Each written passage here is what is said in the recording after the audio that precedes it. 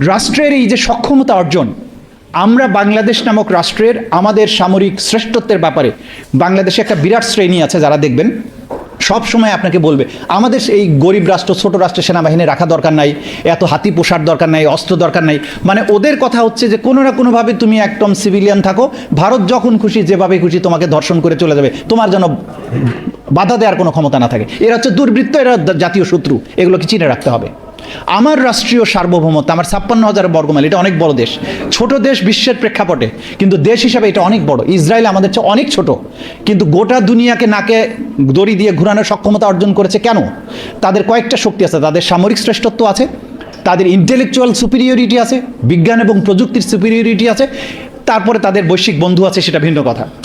সুতরাং রাষ্ট্রের সামরিক শ্রেষ্ঠত্ব এবং সামরিক শ্রেষ্ঠত্ব ইন্ডিজিনিয়াস হতে হবে, একদম দেশের থেকে ইনবিল্ট আমাদের প্রযুক্তি থাকতে হবে। আমাদের সমস্ত যুদ্ধ বিমান সৌদি আরবের মতো আছে, সব F-16 কিনে আনছে আমেরিকার থেকে, নিজের কোনো প্রোডাকশন নাই। বিপদের সময় যদি আমেরিকা বলে আমার যুদ্ধ বিমান তুমি উড়াতে পারবে না, তাহলে সে অকেজো।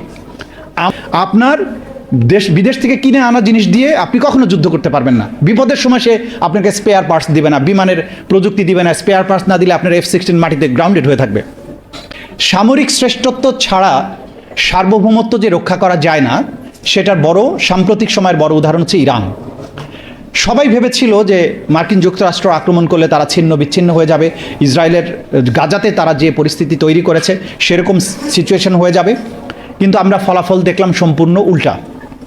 তারা দীর্ঘদিন অবরোধ এবং বঞ্চনার মধ্যে থেকে তাদের বিজ্ঞান এবং প্রযুক্তির উৎকর্ষ এতটা দূরে নিয়ে গিয়েছে, সামরিক সক্ষমতা এত দূর নিয়ে গিয়েছে যে যুক্তরাষ্ট্রকে তারা সারপ্রাইজ করেছে। এবং তাদের এই ক্ষেপণাস্ত্রের সক্ষমতার কারণে গোটা ভূমধ্য সাগর এলাকা জুড়ে, মধ্যপ্রাচ্য জুড়ে মার্কিন ঘাঁটিগুলোকে তছনছ করে দিয়েছে। এখন যুক্তরাষ্ট্র ভিন্ন পথে চিন্তা করতে হচ্ছে।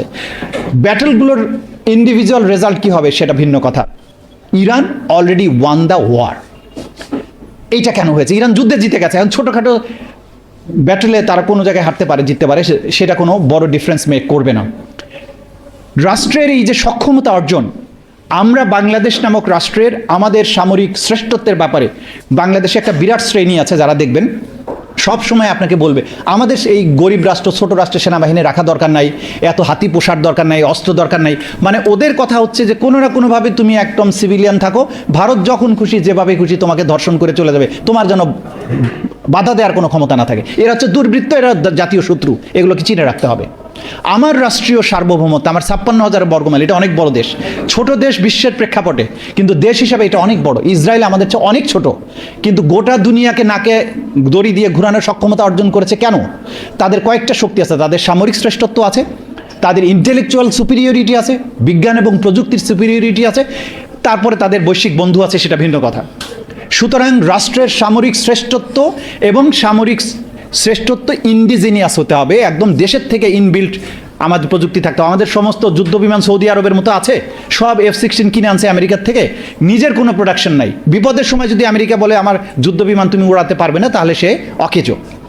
আমাদেরকে হোমমেড সামরিক প্রযুক্তি, বাংলাদেশকে যখন এখন সরকার যে সিদ্ধান্ত নিয়েছে, ওটা অবশ্যই বিরাট একটা সমর্থন যোগাতে হবে আমাদেরকে, যে বাংলাদেশ টার্কির সহযোগিতায় বাংলাদেশে ড্রোন প্রযুক্তির কারখানা করছে, মিসাইল প্রযুক্তি শেয়ারে টার্কির সাথে মিলে উৎপাদন করছে।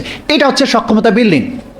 আপনার বিদেশ থেকে কিনে আনা জিনিস দিয়ে আপনি কখনো যুদ্ধ করতে পারবেন না। বিপদের সময় সে আপনাকে স্পেয়ার পার্টস দিবে না, বিমানের প্রযুক্তি দিবে না। স্পেয়ার পার্টস না দিলে আপনার F-16 মাটিতে গ্রাউন্ডেড হয়ে থাকবে।